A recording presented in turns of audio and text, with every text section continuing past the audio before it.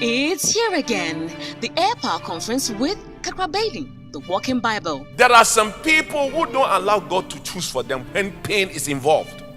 But let me tell you something. All things work together for good to them that love God and are called according to His purpose. Don't miss this year's Air Power Conference in Kumasi from Thursday 19th to Friday 20th July 2018. Venue, the Great Hall, Kumasi Poly. Time, 5:30 p.m. each night and 10 a.m. on Friday morning.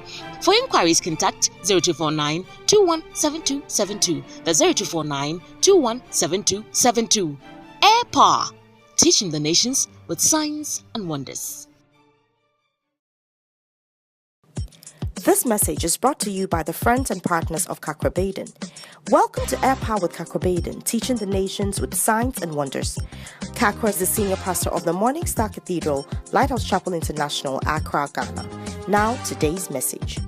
Hello. Kakra began a powerful series titled Anagkazo.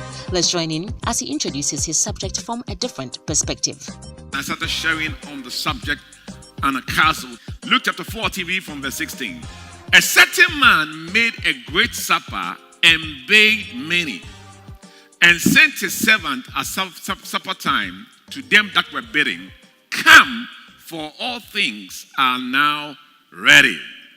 They all, with one consent, began to make excuse. One said, "I have bought a piece of ground, I must needs go and see it." Another said, "I have bought 5 oxen, and I go to prove them. I pray thee, have me excused." Another said, "I have married a wife, therefore I cannot come." And so the servant came and showed his master these things.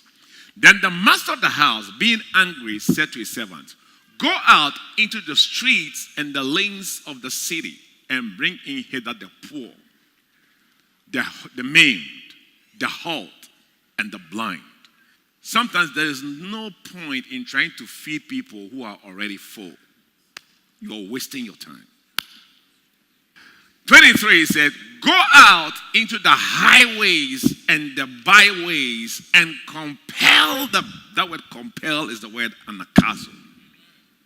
"To come in that my house may be filled." It means to force them. Scripture number 2. John chapter 4 verse 1.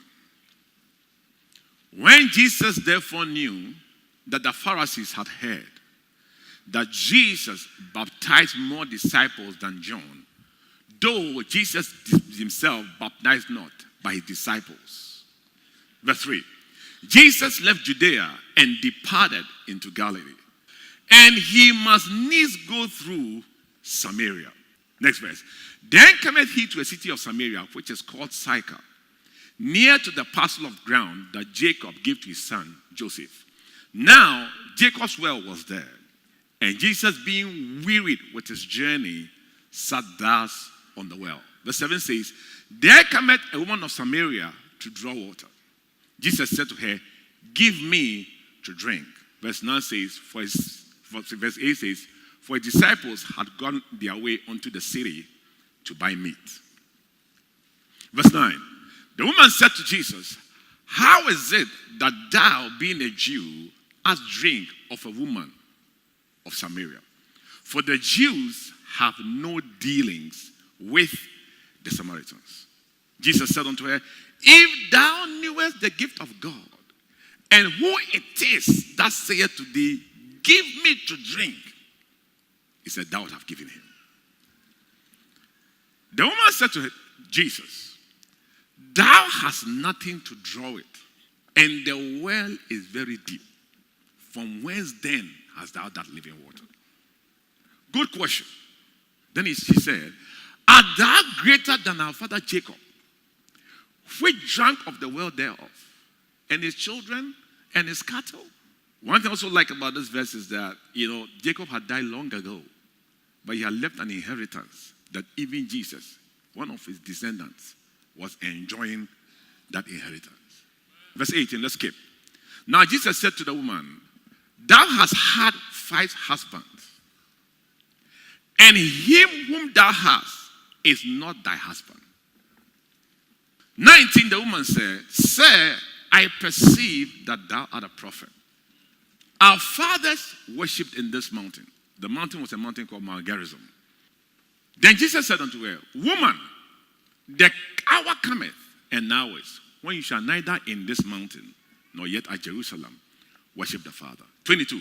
You worship what you know not. In other words, you can worship God in ignorance. In verse 24, God is a spirit. They that worship him must worship him in spirit and in truth. Let's skip 27. Then came disciples and marveled that he spoke to the woman. Yet no man said to her, What seekest thou? Or why talkest thou with her? 28. Then the woman left her water pot and ran into the city and said, Come see a man who told me all things I ever did. Is not this the Christ? In verse 39, it says, they believed because of the woman who testified. There was no way Jesus himself could go into that village to go and witness to those people, because they were enemies. Only that woman could do it. There is somebody. The only way that God can reach that person is when you invite that person to meet Jesus. That's the only way. Thanks for joining us. Be sure not to miss tomorrow's episode as Kakra shares some key principles on Anagkazo. Join us same time tomorrow for the continuation of this message. Before we leave, here's a praise report to boost your faith in the Lord. Healed of chronic hepatitis. Dear Kakra, I wrote you 2 years ago about my hepatitis B status. You prayed a short prayer for me saying God has healed me. Indeed, your God has been faithful. He has healed me of chronic hepatitis. May his name be praised. Thanks for your time. You can contact us, seek counseling, ask for prayer, order today's full-length message, or order books through the following means. Call us or message us on WhatsApp to +233 55 700 9010. Send an email to info@kakrabaden.org.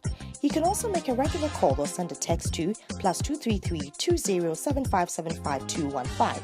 Our office hours are 10 a.m. to 1600 hours GMT. Finally, write to us, share your testimony and how this broadcast has been a blessing to you.